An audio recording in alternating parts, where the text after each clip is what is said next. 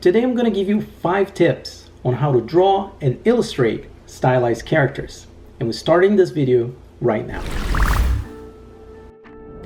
Welcome everyone, welcome to another tips and tricks video series. My name's Leo, and if this is your first time here and you want to learn more about illustration, how to draw, how to make all types of cool things as a designer with digital illustration, then make sure to hit the subscribe button down below and also make sure to hit the bell notification icon so you don't miss anything. So although we're going to use Procreate in this video in order for me to illustrate some of the top 5 things in my list for stylized character creation, this will be more of a different tutorial than just features done inside Procreate. I'm going to show you what are the necessary steps when starting to plan out your character, some of the tools that I use online, and a small guide so that you can replicate this recipe into more of your own drawings. The idea is that you'll be able to make new characters, new scenes, and eventually find your own style. So tip number 1, guys, is something that I do whenever I'm starting anything new, which is research. Research is fundamental, especially when it comes to character creation. For digital illustration research, there are tons of good stuff out there, from websites to magazines and blogs, but from all of the websites, I actually do use Pinterest for my own research. It's easy to browse, share, find similar images so that you can start building your own boards or even join existing ones. I'm going to list a few of my favorite boards for digital illustration in the description box down below, as well as my own Pinterest account so that you can check it out. So tip number 2, and actually number 3 as well, is what I call setting the rules. This is basically where we're going to find how tall are our characters, for example, and what is that we want to create. What are the features? What are the limb proportions according to each other? For example, what are the length of the arms compared to the length of the legs? How big is the head? Does this character has eyes, a nose, or even a mouth? Or is it a faceless character?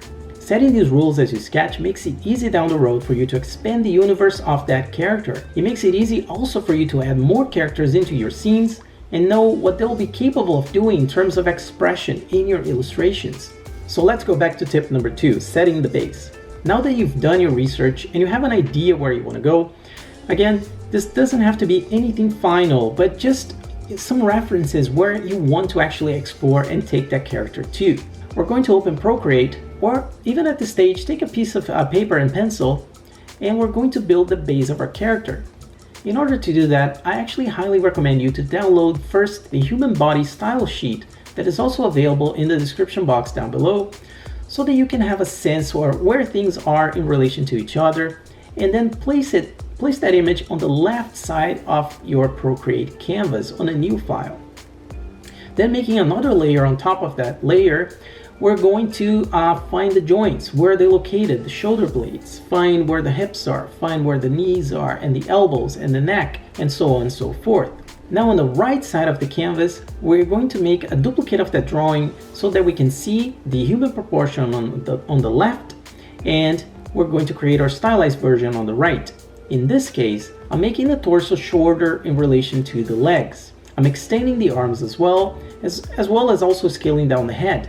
You can also make as many versions as you like and decide later which one you want to continue with. So now tip number 3, building the parts. After we're happy with the result we had on tip number 2, now we have what we call the skeleton rig of our character. We know where the joints are, we know how distant they are from each other, then it's time to build the parts. And for that, we're actually going to create a new Procreate file, and in this one, you can still grab a piece of paper if you want as well for this stage.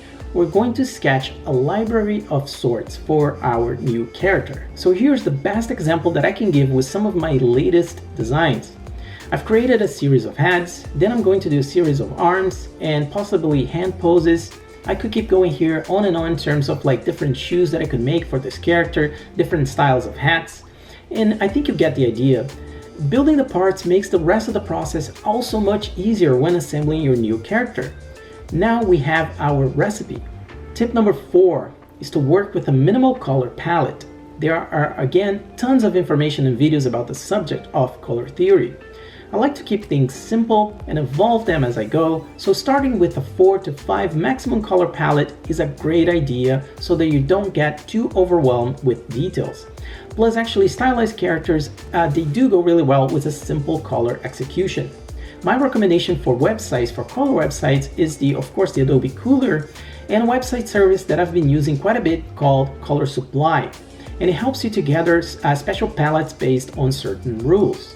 And now guys, final tip number 5, is the tip that I think is the most important, especially when making videos like this. And this one is called motivation. The reality is that a lot of people will stop at the research phase and actually never give it a try. Illustration requires iteration by nature, so you gotta keep making new images and drawings, that's the whole purpose of training your artistic eye. It usually doesn't also happen overnight, so you may have some moments where you may want to take a break, you may want to do something else, and that is also fine. As long as you continue at some point, as long as you go back to your drawings and say you have a goal to finish maybe an illustration every week, or maybe one illustration every 2 weeks, or even one per month. It is so that you can see your improvement, see where you're going and where things are, where you want to evolve things to. Then I encourage you to try different styles. Try painting characters with crayon brushes, for example, and anything that makes you happy to be creating. Maybe you will find the technique and the style that you really feel comfortable with and happy to be creating characters. And that's what eventually artists call their own artistic style. So that's it for this video, guys. I hope you guys enjoyed, and it actually had some good insight on what are the steps necessary for you to start drawing stylized characters. The idea here in this video was never to give or to provide my own files and my own characters so that you can trace them and put colors on top, but rather to shed a light on what's necessary to create your own characters and bring them to life. If you did find this helpful, a thumbs up and a comment will be hugely appreciated.